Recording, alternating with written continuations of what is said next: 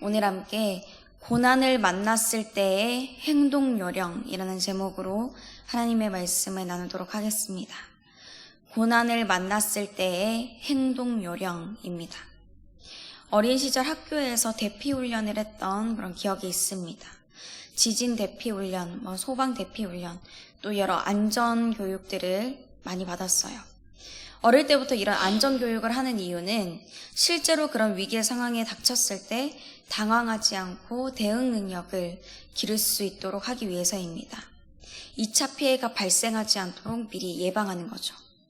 그리고 얼마 전에 이런 교육의 결과가 빛을 발한 사건이 있었습니다. 지난 4월에 경남 밀양의 한 건물 입구에서 불이 났는데 다행히 그 불이 번지지 않고 초기에 진압이 된 거예요. 놀랍게도 그 불을 끈 것은 하교를 하던 여중생이었습니다. 이 학생이 수업을 마치고 집을 가던 중이었는데 한 건물 입구에서 타는 냄새가 나는 거예요. 그 옆에를 또 보니까 불이 붙은 폐화분이 있는 것입니다. 그래서 이걸 본 학생이 당황하지 않고 바로 119에 신고를 했고, 또 건물에 비치되어 있던 소화기를 이용해서 불이 건물로 옮겨가던 것을 신속하게 막은 것입니다. 그리고 그렇게 할 수 있었던 것은 평소에 학교에서 소화기를 쓰는 방법을 알려줬기 때문에 그 방법대로 안전핀을 뽑고 손잡이를 쥐고 또 제대로 분사한 거라고 학생이 소방대원에게 얘기해 주었습니다. 불이 났을 때 소화기를 사용하는 법에 대한 교육을 만약에 학교에서 하지 않았더라면, 그리고 또 이 학생이 그 수업에 적극적이지 않았더라면 그날 이 불은 크게 번져서 아주 큰 재산 피해와 또 인명 피해로도 이어질 수 있었습니다. 그렇기 때문에 재난 발생 시에 그 행동 요령을 꼭 기억해 둬야겠죠. 그처럼 우리 그리스도인들도 고난을 만났을 때의 행동 요령을 아는 것이 참 중요합니다. 그것을 알고 있는 사람과 모르고 있는 사람의 삶의 모습이 확연히 달라지기 때문이에요. 그러면 어떤 것을 기억하고 해야 되는지 베드로를 통해 주신 하나님의 말씀을 살펴보겠습니다. 먼저 고난을 만났을 때 해야 할 그 첫 번째 행동 요령입니다. 두려워하거나 근심하지 말아야 합니다. 두려워하거나 근심하지 말아야 합니다. 고난은 괴로움 그리고 어려움을 동시에 이르는 말입니다. 그런데 어떻게 정신적으로 힘들고 육체적으로도 지치는 그 상황 속에서 두려워하지 않고 근심하지 않을 수 있을까요? 베드로는 그럴 수 있는 이유에 대해서 14절 상반절을 통해 말씀합니다.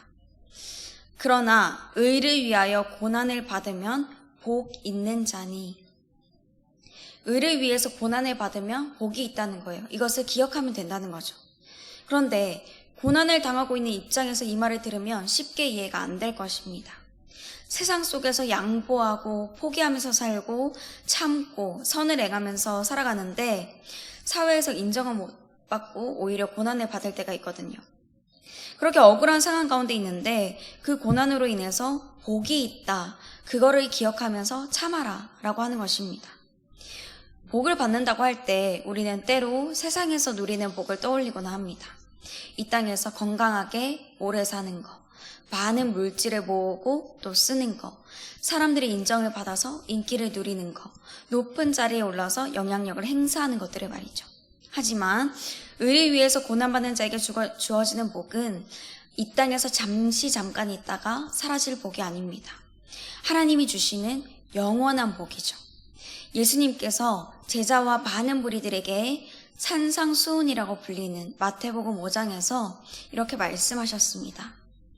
의를 위하여 박해를 받은 자는 복이 있나니 천국이 그들의 것임이라. 아멘. 고난이 있을지라도 그 고통은 잠시뿐이고 그것을 견딘 자들에게 주신 하나님의 복은 영원한 하나님의 나라 또한 영원한 생명입니다. 그러므로 이것을 알고 믿은 그 옛날 초대교회 순교자들은 로마 군인들의 손에 이끌려서 맹수들이 우글거리는 그 원형 경기장으로 끌려갔지만 죽음을 두려워하지 않고 끝까지 할렐루야 찬송을 부르면서 죽음을 맞이했습니다. 또 우리의 믿음의 선배님들 중에서는 우리나라가 일제 치하 중에서 신사참배를 강요받을 때 옥에 갇히고 생명을 잃는 그런 일들을 겪으셨죠. 그렇지만 그럼에도 불구하고 끝까지 신사참배를 거부하고 신앙을 지키시는 분들이 계셨습니다. 그리고 6.25 전쟁 당시에 믿음의 선배님들은 예수님을 믿는다는 이유로 죽이려고 하는 그 북한 인민군의 협박과 온갖 고문 속에서도 두려워하지 않고 예수 그리스도를 주로 시인했습니다. 뿐만 아니라 자신을 죽이기 위해서 창과 칼을 빼들고 발로 차기까지 하는 그들에게 복음을 전하시기까지 하셨어요. 그리고 죽는 그 순간까지도 찬양을 하셨다라는, 우리 하나님께 영광을 돌리셨다는 그 여러 이야기들이 지금도 우리에게 전해지고 있습니다. 협박당하고 공격당하고 목숨을 빼앗기는 그 시간은 비록 괴롭지만 잠시뿐이고 그 뒤에 정말 하나님이 주실 복이 있다는 것을 믿었기 때문에 가능했던 거죠. 두려워하지 않고 근심하지 않을 수 있었습니다. 오늘날 우리는 자유롭게 신앙생활을 하고 있습니다. 그렇지만 세상 속에서 또 다른 모양, 또 모습으로 고난을 당하며 살아가고 있습니다. 교회 다닌다고 하더니 참 특이하게 군다. 가족들 다 제사 지내는데 버릇없이 제사를 안 지낸다. 또 뭐 실속 없이 바보처럼 산다. 그런 억울한 말들을 들을 때가 있죠. 그러나 믿는 자들의 그 마음과 상황을 모두 알고 계신 하나님께서 오히려 그런 고난당하는 자들에게 복이 있다고 말씀하셨습니다. 그렇기 때문에 이 사실을 믿고 담대하게 나아가게 되시기를 바랍니다. 다음으로 고난을 만났을 때의 두 번째 요령입니다. 두 번째는 온유와 두려움으로 대답할 말을 준비해야 합니다. 온유와 두려움으로 대답할 말을 준비해야 합니다. 우리는 소망의 이유를 묻는 세상의 사람들의 질문에 대답할 것을 항상 준비해야 되는데 이것을 온유와 두려움으로 얘기할 수 있어야 합니다. 누군가가 우리가 세상 속에서 살아갈 때에 또 많은 공격과 시련 속에서도 두려워하지 않고 담대한 것을 보면서 궁금할 수 있겠죠.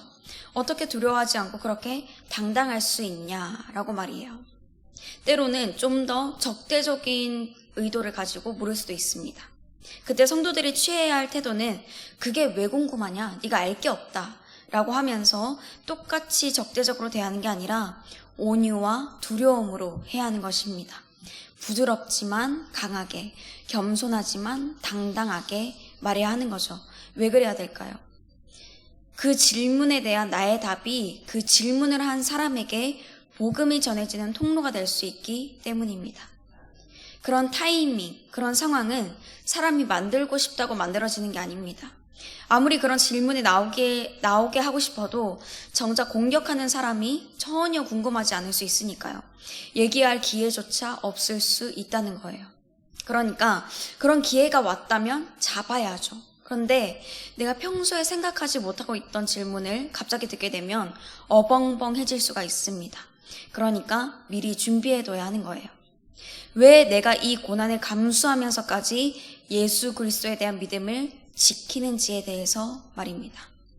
그러나 그럼에도 불구하고 나는 나에게 그렇게 적대적으로 대하는 사람에게 온유하게 대하기 싫다. 그냥 내 성격대로 하겠다. 그런 마음을 가진 분이 계실까요?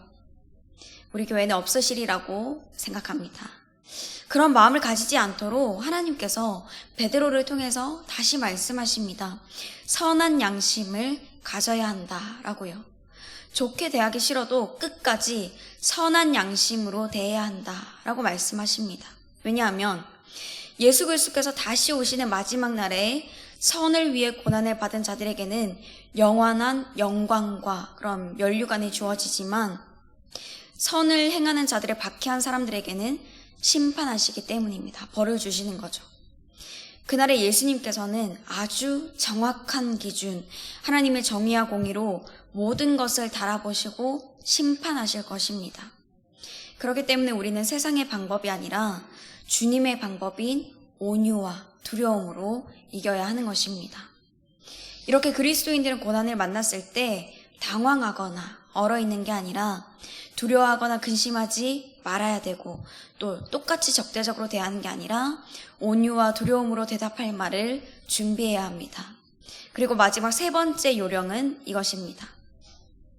불의의 고난을 이기고 승리하신 예수 그리스도를 바라봐야 합니다. 불의의 고난을 이기고 승리하신 예수 그리스도를 바라봐야 합니다.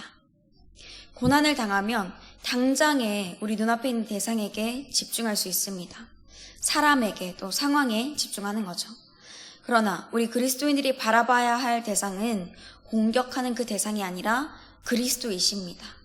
이사야 8장 13절 말씀입니다.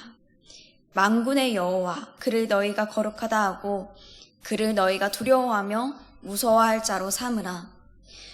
구약의 성도들이 여호와 하나님을 거룩한 분으로 인정하고 두려워했던 것처럼 지금의 우리는 여호와 하나님을 그렇게 인정하고 또한 고난을 이기는 것의 모범이 되시는 예수 그리스도를 마음의 주님으로 삼고 살아야 되는 것입니다.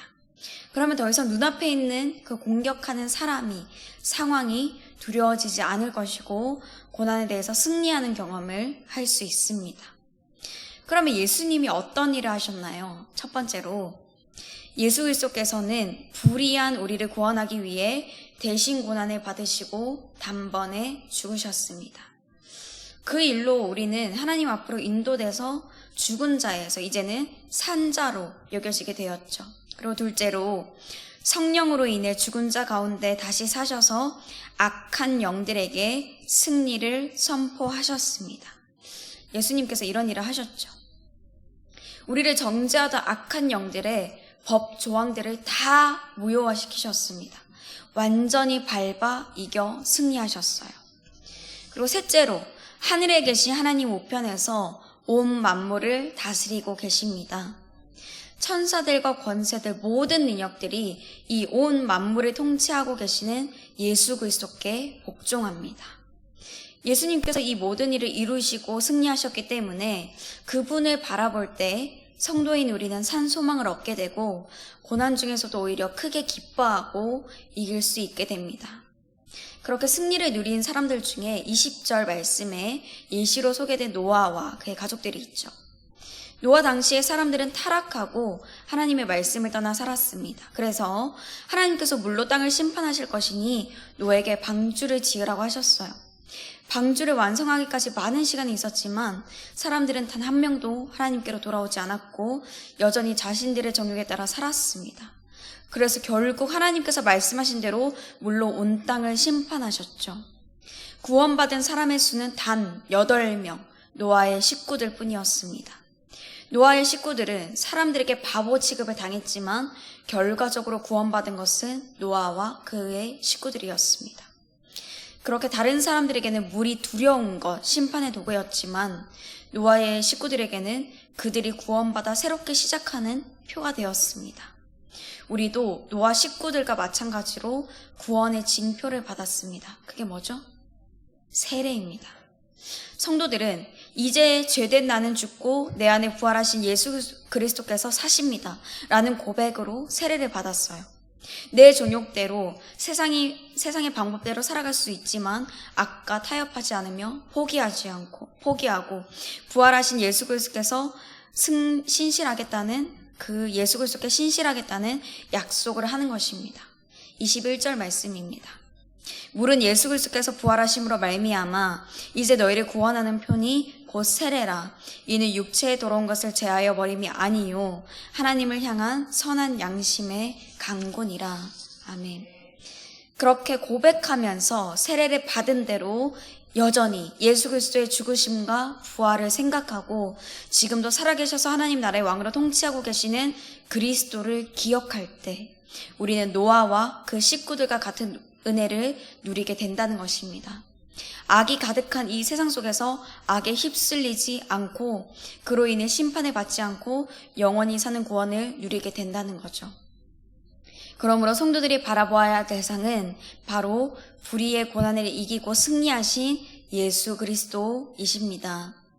이제 말씀을 정리하겠습니다. 고난을 만났을 때의 행동 요령을 아는 게 참 중요합니다. 그것을 알고 있는 사람과 모르는 사람의 삶의 모습이 확연히 달라지기 때문이죠. 고난의 때 성도들이 기억해야 하고 또 해야 할 그 3가지는 두려워하거나 근심하지 말기, 또 온유와 두려움으로 대답할 말을 준비하기, 그리고 불의의 고난을 이기고 승리하신 예수 그리스도를 바라보기입니다.